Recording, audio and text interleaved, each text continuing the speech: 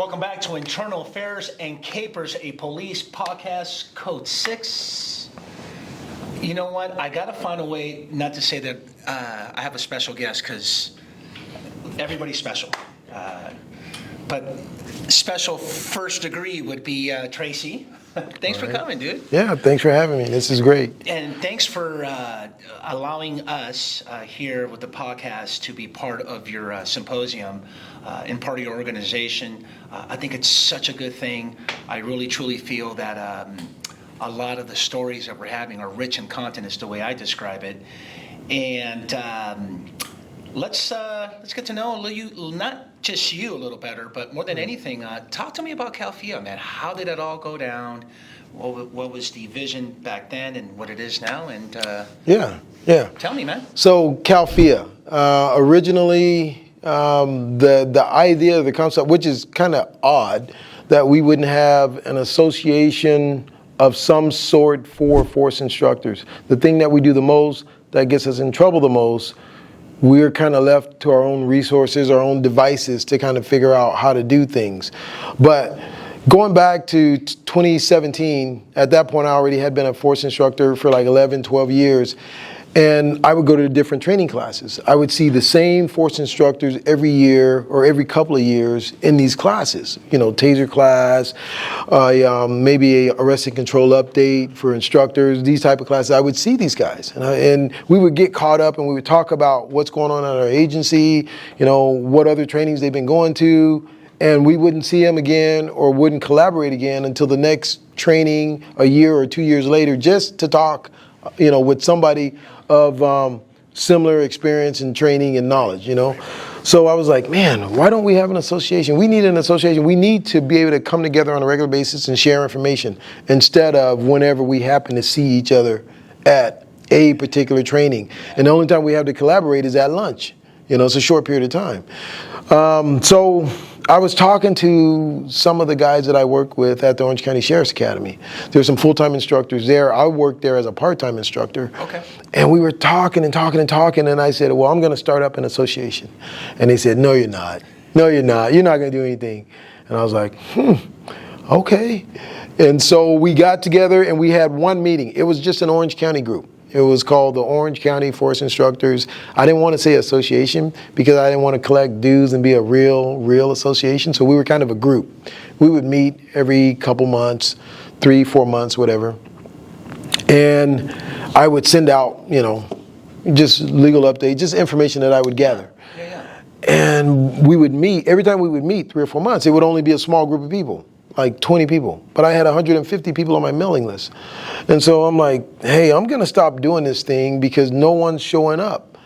80 people replied, no, keep doing it. This is good. We like the information we're getting.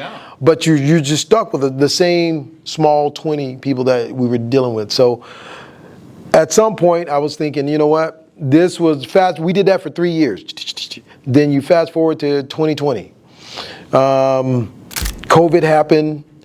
And we were in the midst of trying to still get together.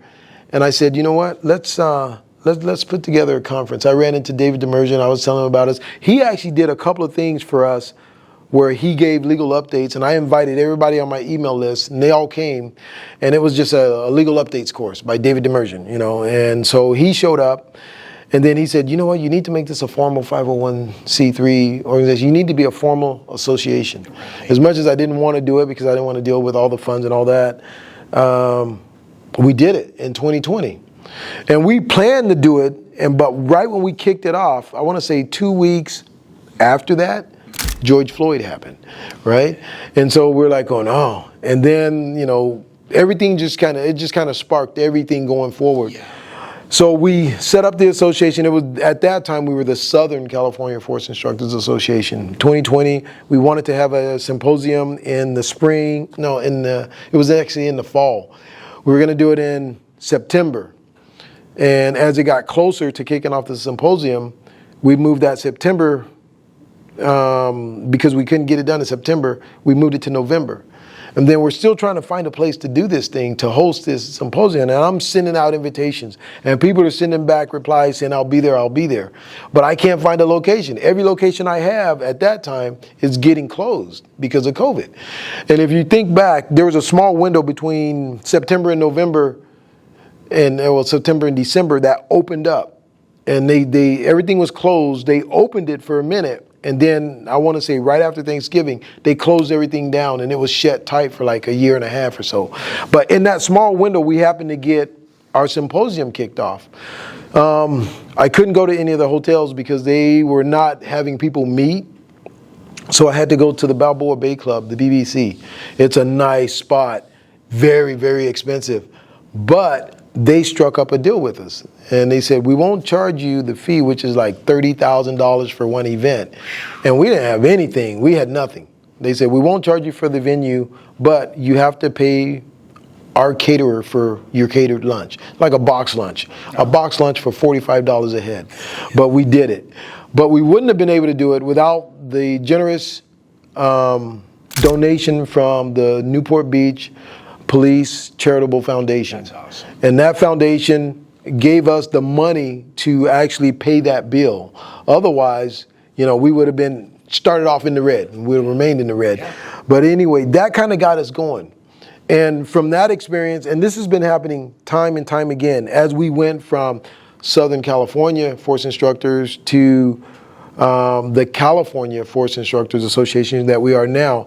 When I say that thing has been continuing to go on, people coming out of the blue offering to give us assistance, offering to give us a way to deliver our message, to be a resource for other force instructors around the state that don't have it. And there are a lot of organizations out there that want to help the police, but they don't have a platform to go to, And for force instructors, that's the thing. We never had a platform. And this association allows us to have a platform, and not only to receive goods and services to help us do what it is we need to do to, go forward in our mission, but also to help push the word out there when there's good information to give. And it goes back to training. When I say good information to give, we have a lot of good force instructors that are awesome instructors, but their voice will only cover their sphere of influence, right, which is relatively small. Yeah. If we give them a larger platform, now they're reaching so many more people than they were able to reach before, because these instructors are outstanding. But, they can only, the voice can only be heard so far. But you give them something that basically to amplify their voice, and now they're reaching tens of thousands of officers, and those trainers that train those officers. And I think that's important. That was kind of our mission, going forward. And there's just so many people out there that want to give us help. And in my community, the community that I work in, we're very well liked by the community. When I say we, the police department is very well liked by the community. We get lots of community support. And I try to push that forward to members of the association that don't see that support within their community. It's not that maybe in their small community they don't have that support, but overall, broad reaching, the community wants policing in their neighborhoods. They want good service. They still love the police. This whole defund the police thing is kind of crazy and it didn't last, it won't last. Correct. Because they only say that until trouble comes knocking at the door, and then they're gonna want the police, If I may interject, I always say, hey, at the end of the day, you got to call 911. Who you gonna call, right? And then the day before, you were sitting here being completely rude and disrespectful to me. Yep. And I got to suck it up and help you and protect and serve you. Tracy, let me ask you this. AB 392, 835 APC. If we were to walk into an agency out here in Orange County to a roll call room, and on the whiteboard put AB 392, would you agree with me that not many young or tenured officers will know what it is? I would agree. And why do you think that is? Well, let's go back to the beginning. Before, let's say, I always put it this way. The 835A we work under now, it's not your dad's 835A. This is a different 835A. And things have changed. Back then, everyone would say, yeah, you know, Graham versus Connor, reasonable force, reasonable. Yeah. Right. And overcome resistance. We got it covered. Class is over, you know, but it's not that way anymore. Correct. You know, you really need to know this like you know the back of your hand, but that concept, that mindset, that ownership hasn't taken place within our industry yet. They need to be more informed than they've ever been informed before. And just take it, they got to take their craft, their job, that skill set, they have to own it. They have to want to be better. You got to be the best cop you can be. How can you be the best cop you can be? Learn 835A, you know. I don't know, kind of like the Boy Scout oath, you know that thing, you know, yeah, say like the back of your hand. You got to know it. You got to know all the lines that are there. You got to know all the important things. Just read it over and over again. Download it on your phone and just keep it there, like like your screensaver, something you can always go to. If you see it enough, you're going to learn it. Yeah. If you practice it enough, it will stick. Yeah. But that's the thing. It's a craft, man. We got to learn. We got to be good at our craft. You got to spend the time. Right. Would it be fair to say that there can never be enough training for a police officer? I agree. There can never be enough. There can never be enough. Do you think should we depend on, and no knock against the departments, but should we depend on the agency to train you? We should not, but we do. We think that our agency is going to give us what we need to survive in today's climate. Our agency and also Post, I think they're going to, for the most part, they're going to give you the minimum requirements they have to give you to get you out there. Part of it may be economics, another part of it might be just manpower they need on the streets. Yes. But they're only going to give you so much. There's so much more you can gain. There's so much more you can do to be really, really good at your job. And I think that's important. But the way our industry has been, we're used to being, and this, pardon me for saying this, but we're used to being spoon-fed. Yeah. You know, I'm there with my mouth open, just feed me. I don't even know how to use my arms, just stick it in my mouth. Yeah. I want to be fed. But that leads to us not taking ownership of what it is we know and don't know. Yeah. You know, you gotta, don't wait to be spoon-fed. Yeah. You know, go out there, figure out how to use your arms and put that spoon in your mouth so that you can eat and be better served. And to that point, I don't know what you're feeding me. Yeah.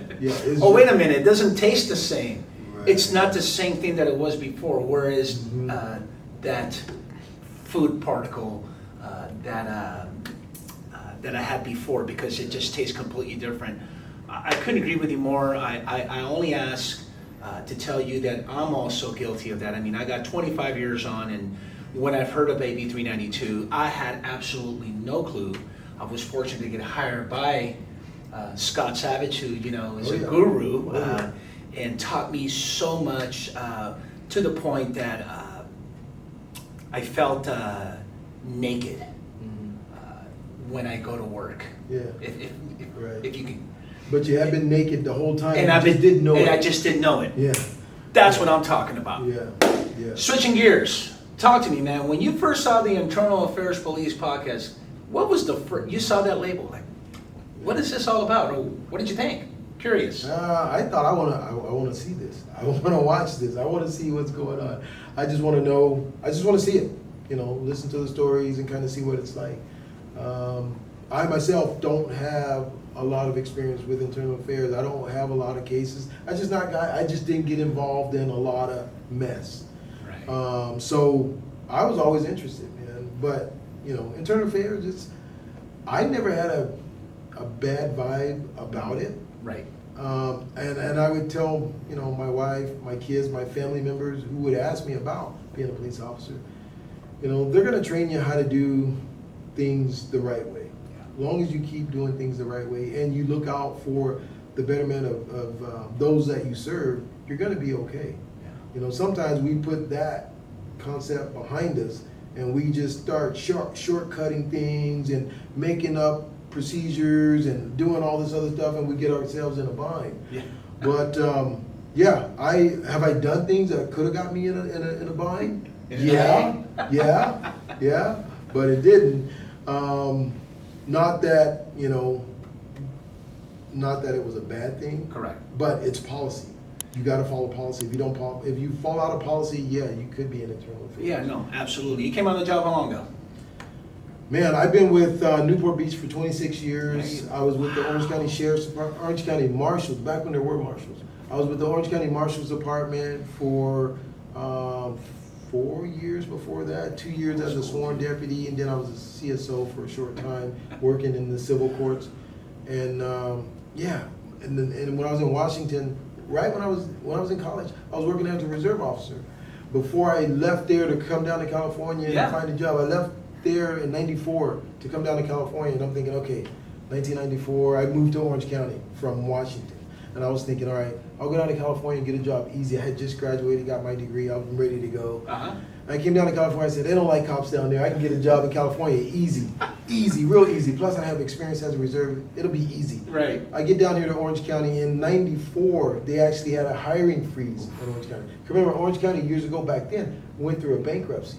Okay. Yeah, the county filed bankruptcy. Well, we ain't got no So money. yeah. So there was like a hiring freeze for cops. So every time there was an opening, there would be like 400 or 500 people for one job. And I'm thinking, Jesus Christ, I thought they didn't like back cops to down here. Washington. Yeah. But I stayed, man, and I got a job with the Marshals Department. Stayed there for quite a few years. Then I, went to the Orange County Sheriff's Academy. Enjoyed that like you wouldn't believe, man. It was an excellent fit for me.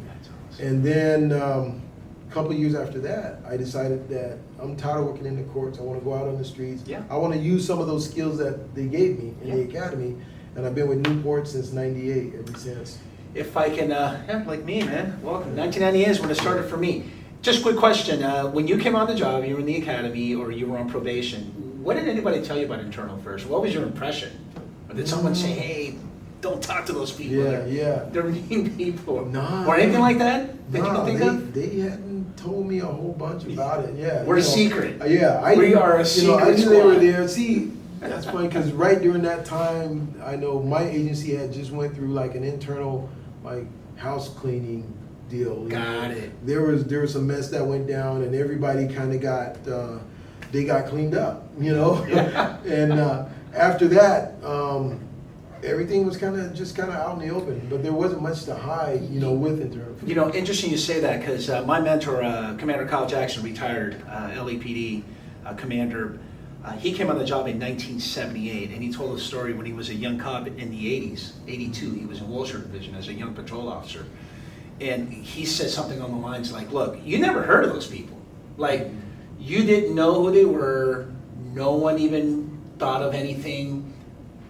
But if you did something bad and you got IA'd, they knew that the hammer was coming. So I can see how you can come in your career and, no one will know unless you probably had an FTO that said, hey, man, let me tell you about the time when I got IA'd, and then you'll know what the experience is like. Yeah.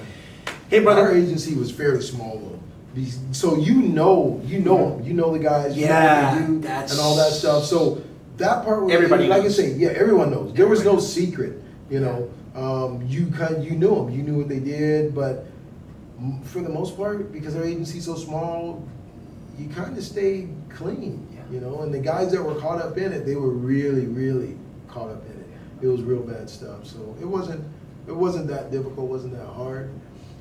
I even put in for the job once. There you go. Yeah, which was cool. For me, I saw it as an opportunity to clear these guys that are being accused of things that they allegedly have been said to do. And that's one of the search for the truth. misconceptions. Yeah, search for the truth. Yeah.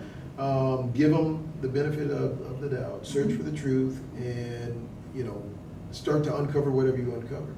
Then you can address it to them, and then from there, be honest and just tell me what you got. Tell me what I'm looking at here. Yeah. A lot of guys freeze up and they go into like defense mode and they start, talking and saying things that they know isn't true, because it's almost like survival mode, Yeah, it's like, totally. Stop the interview, stop, listen. Tell me, truthfully, A, B, and C. Yeah, Because you're kind of going a little sideways here. Sometimes they need just a bit of steering because guys panic, they freak, and they don't know. It's a horrible weird, feeling. yeah. It's very, very horrible when you see it happen in Yeah, front of you. one of your board members said it best. He, which stuck with me is it's kind of getting called to the principal's office in school. Yeah. And just because you're going to the principal's office doesn't necessarily mean that you're going to get Right. kicked out. Right, I mean, right. sometimes you just get to take a punishment and learn and get some growth and move on. Yeah. Hey, one more question before we wrap it up. Capers. Did you even heard the word caper before you came on the job? I really don't think so. Yeah, I really don't think so. Yeah. Not at all. Yeah. Yeah, not at all. Yeah, and we're interested in, I figured we start a channel where we can have, this caper where it's either going to be some wild pursuit or a significant arrest or something that you just, you get this, oh shit moment, I can't believe experience. So I decided to do that, and hopefully we have some more time in the near future. Of course. You can tell us a little caper that happened 26 years ago when you were on probation. Yeah, of course. Tracy, thank you so much for your time. Look, we're getting ready to conclude. I'll leave the floor up to you. Any advice you have for anyone who's coming on the job to become a law enforcement officer? Any advice? Become a master of your craft. You have to want to be the best cop you can be. A lot of guys see it as a job. This is a career, it's a calling. And you owe it not only to yourself, but to those that you serve to be the best and the most well-informed officer that you can be. It takes time and it takes effort. It doesn't happen overnight, and it's not just going to happen. You have to make it happen. And there's lots of opportunity out there to get trained up, to get up to speed, to become more knowledgeable. The same case law that the instructors are reading to you, they had to research it somewhere. Yeah. You go do the research yourself and become well-informed. Don't leave it just up to somebody else to teach you the things that you need to know to be effective. So, yeah. Thank you for your time, and thank you for inviting me. Thank you for allowing me to, at the very least, present. I Yes. think it's going to be important information, and whatever you need from me, I'm here for you. I definitely would like to see CALFIA take off and take it to a whole different level. So, Right on. thanks a lot. Thanks, Marlon. On that note, please be safe out there, and don't forget to go Code 6. Thank you.